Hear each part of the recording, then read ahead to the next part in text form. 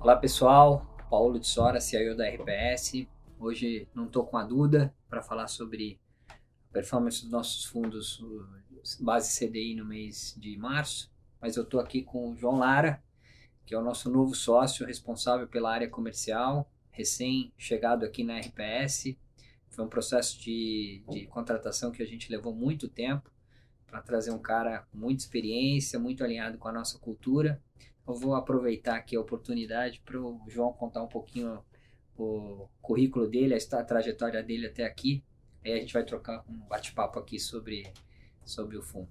Ótimo. Bom, obrigado. Prazer, pessoal. Como o Paulo comentou, eu me chamo João Lara.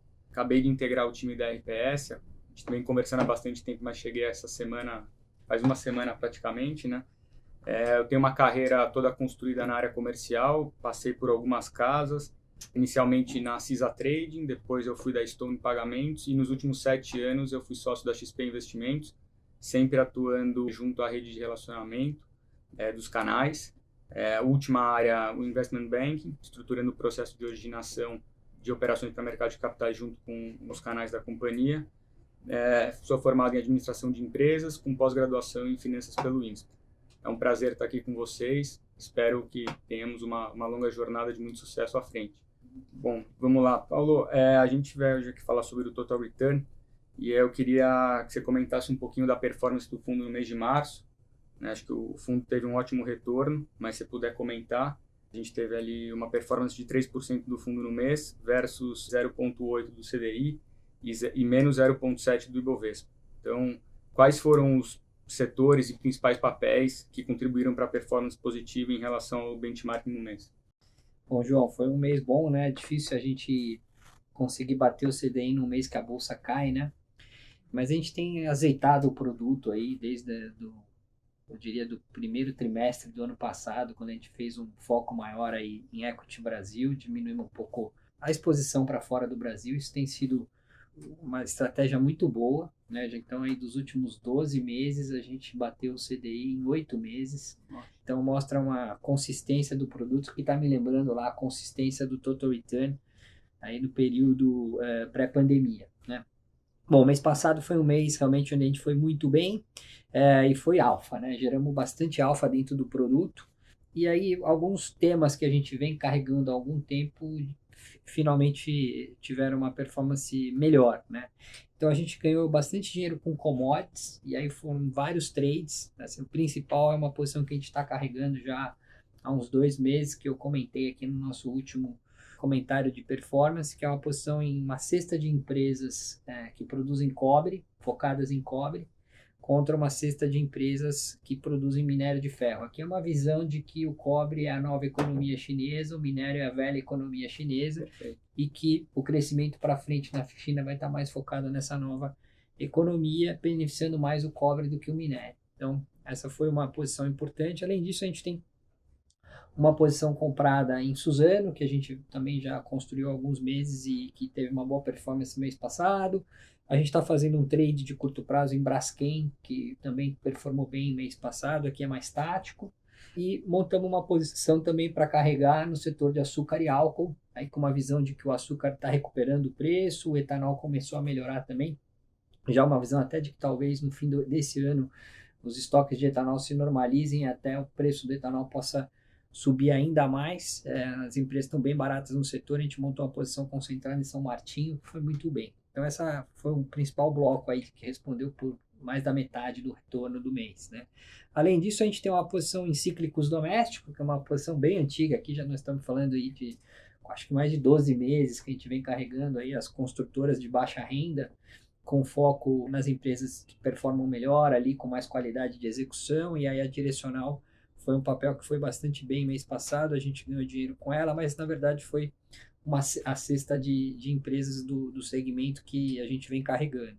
Além disso, a gente montou uma posição de trade tática short Oi e uma posição tática comprada em Clear Sale, e as duas posições foram muito bem. A Oi caiu quase 50% mês passado, então a gente ganhou um bom dinheiro com a Oi short, e também ganhamos dinheiro com essa Clear Sale, que a gente montou uma posição já faz um tempo e agora entrou numa trajetória de talvez ter um M&A envolvendo a companhia, e ela acabou performando bem, ajudando a gente nesse grupo aí dos cíclicos domésticos, né?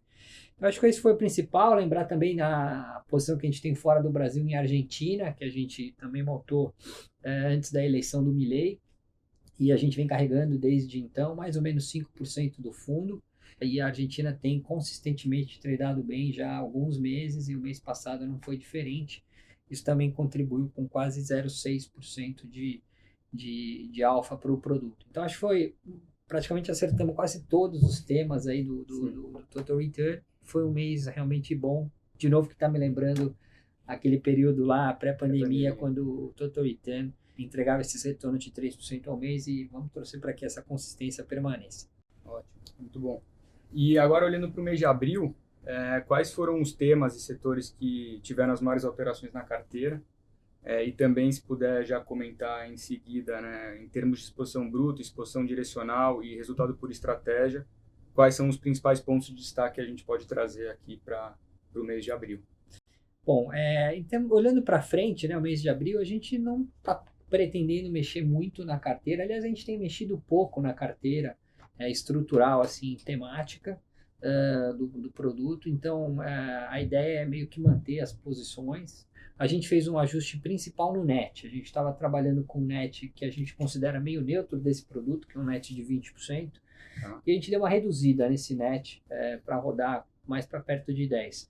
A razão é um pouco falta de fluxo para a Bolsa. Não é uma visão negativa para o Fundamento Brasil, mas a gente está carregando aí o CDI todo mês, numa posição net comprada, e a gente está meio que sentindo um pouco de falta de oxigênio para o Bovespa. Isso é bem tático, pode ser que a gente mude ao longo de abril essa visão, mas a gente resolveu reduzir um pouco mais o net e concentrar o risco mais no gross, que a gente tem realmente gerado bastante alfa. E aí, qual o gross, né? Quais são os grandes temas da carteira? Então, primeiro, commodities.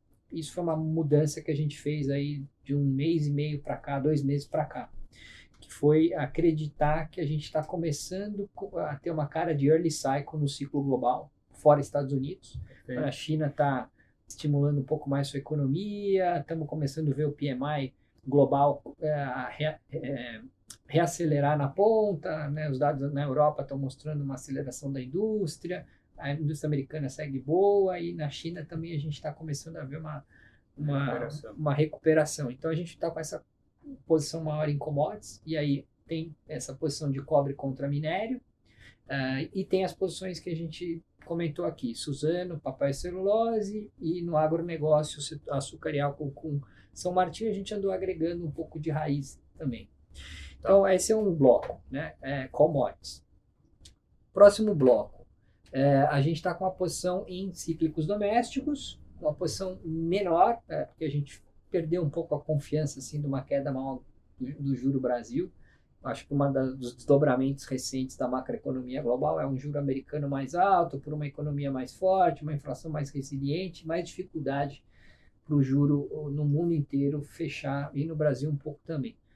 Isso é tático também, a gente continua achando que estamos numa cabeça de aplicar juros no Brasil, mas vamos olhar um pouco mais para os dados americanos e ver o quanto isso pode ajudar a gente também aqui. O Banco Central Brasileiro ficou um pouco mais rock aí nas últimas minutas, e na parte política a gente está começando a ver um pouco mais de ruído aí, de intervencionismo do governo. Isso também não ajuda nessa tese de juro para baixo. Então, continuamos achando que o fundamento é juro para baixo, mas a gente resolveu diminuir um pouco a exposição a esse tema específico, mas seguimos lá com as construtoras de baixa renda, direcional, temos uma composição também em Cirela, e até fizemos uma posição mais tática em Tenda. Esse é um bloco. A gente tem as bond proxies que a gente está carregando já há bastante tempo, também tem um viés aplicado em juro, mas com um pouco menos de ênfase no PIB. E aí é uma posição em Eletrobras, que a gente vem também carregando há bastante tempo. Participamos da oferta de Serena, então aumentamos um pouco a exposição ao setor elétrico através de Serena, que é uma posição que a gente já tinha tido ano passado, não foi bem, agora a gente está voltando com a posição nessa empresa. Tem uma posição em Copel e uma posição que a gente gosta bastante em Sabesp, que a gente tem calibrado o tamanho dessa posição em função da oferta que a gente acredita que vai acontecer aí nos próximos meses, da privatização da companhia. Então, a gente está sendo um pouco mais tático na Sabesp, sabendo que agora tem um evento importante e talvez esse evento aconteça mais ou menos no preço que está na tela, a gente não acha que vai ser muito acima do que está. Então a gente andou reduzindo um pouquinho, mas isso é bem volátil à medida que a gente for sentindo a temperatura do próprio deal. Isso é uma coisa que a gente também já tinha. A posição em Argentina, que a gente continua, não estamos realizando, estamos lá surfando essa onda aí de melhora macroeconômica Argentina, com a implementação de algumas reformas, a gente está sentindo que o ambiente lá está bem mais favorável, câmbio estável, a inflação está cedendo, com isso está abrindo uma janela para o Milei conseguir eventualmente emplacar pelo menos algumas reformas lá que levem a uma melhora macroeconômica. Então acho que são essas as principais posições, tá? E, por fim, pensando no cenário adiante, né, olhando para o mês de maio já, quais são as nossas principais preocupações e como que a gente pensa em posicionar a estratégia numa ótica de mitigá-las, né? Como que a gente poderia organizar aqui as nossas estratégias pensando em mitigar essas principais preocupações que a gente enxerga no cenário adiante? Acho que assim, uma das principais preocupações, né, é uma realização da Bolsa Americana, que na nossa visão está muito cara, o fundamento está bom, não vai ter hard landing nos Estados Unidos, definitivamente a gente está no cenário, pelo menos para os 6 meses, de soft landing, mas tem uma inflação chata lá, tem um Fed que talvez não consiga fazer um corte de juro como as pessoas estavam esperando, e quem sabe começa uma realização lá no mercado que está muito caro para o ambiente de juro que a gente está vivendo. E aí o que a gente tem feito é comprado um pouco de estrutura de opção para proteger uma realização de S&P. Então a volta baixa, isso está sendo bom para a gente poder comprar uma proteção com uma simetria boa num custo legal. Então essa é uma das coisas que a gente tem feito. Outra coisa é começar uma discussão um pouco envolvendo a eleição americana e Trump, o que significa isso para o mundo, pode ser ruim para a China, pode ser ruim para, enfim, países que exportam demais, eles vão subir tarifas por lá, na América grande de novo, a tese, né? Sim. E aí o que a gente tem feito é comprado um pouco, via também estrutura de opção, desvalorização da moeda chinesa. A moeda chinesa está cara quando você faz a conta, e acho que vai ser um escape para a China, se os Estados Unidos subir as barreiras, soltar um pouco esse câmbio que está muito atrelado ao dólar. E aí a gente andou comprando um pouco de opções para uma desvalorização maior da moeda chinesa, lá para depois da eleição. Está bem longe, não gera PNL nenhum por enquanto, mas dada que a volta está muito baixa e está muito barato fazer isso, e a gente tem exposição a coisas ligadas à China, uma das proteções que a gente está carregando é essa para uma desvalorização da moeda chinesa. Tá?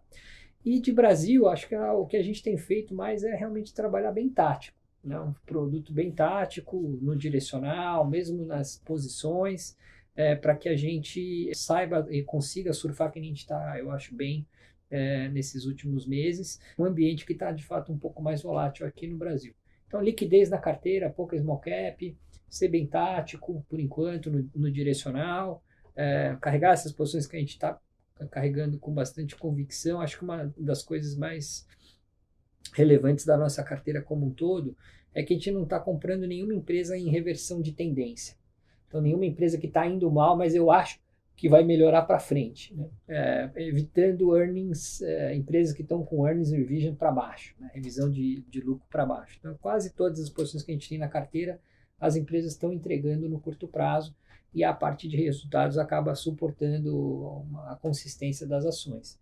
Então, é um pouco do que a gente está fazendo. Estamos de olho, sim, em coisas que ficaram para trás, que estão baratas, que estão com um momento operacional pior, está no nosso radar, e tem vários cases na bolsa, a gente só está achando que a falta de fluxo no curto prazo, um pouco mais de vol nesse DI Brasil, também no juro americano, eu acho que vai ser muito, e o mercado global que está muito longo em momento, né? Acho que a coisa mais, que chama mais atenção nas bolsas mundiais é o que está subindo, continua subindo, e o que está caindo, continua caindo. Nunca teve, eu acho que às vezes nunca teve, mas assim, o movimento de longo momento no mundo está absurdo. E eu acho que não vai ser diferente por aqui, né? Então, a gente tem evitado empresas que você precisaria uma mudança de cenário para ficar um pouco mais otimista. Perfeito. É isso. Obrigado, Paulo. Obrigado a todos. Até o mês que vem. Espero que vocês tenham gostado e vamos em frente. Obrigado, pessoal. E é isso. Provavelmente vamos ver menos a Duda por aqui e mais o João, né? E que bom. Muito obrigado a todos.